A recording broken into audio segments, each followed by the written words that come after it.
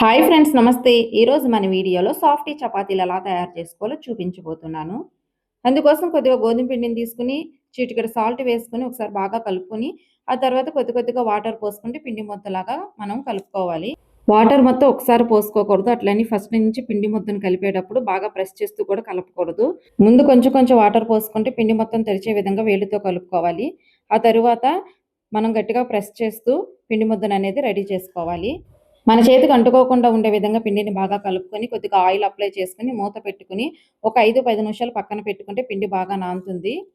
కాసేపు పిండిని బాగా నానబెట్టుకున్న తర్వాత మూత తీసి, మరొకసారి బాగా కలుపుకొని, ఆ తర్వాత మనకు కావాల్సిన సైజులో రౌండ్ బాల్స్ లాగా ప్రిపేర్ చేసుకోవాలి.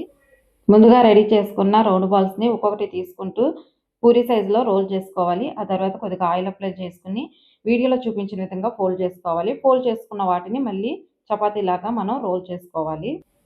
చపాతీ రోల్ చేసేటప్పుడు మధ్యలో ప్రెస్ చేయకుండా సైడ్స్ మాత్రమే ప్రెస్ చేసుకుంటూ చపాతీ అనేది రెడీ చేసుకోవాలి. ముందుగా రెడీ చేసుకున్న చపాతీలని బాగా హీట్ అయిన ప్యాన్ మీద వేసి, రెండు వైపులా లైట్‌గా కాల్చుకొని, ఆ తర్వాత ఆయిల్ అప్లై చేసుకుంటూ బాగా కాల్చుకుంటే మనకెంతో సాఫ్టీ చపాతీలు రెడీ అవుతాయి. వీడియో నచ్చితే లైక్ చేసి సబ్స్క్రైబ్ చేసుకోండి.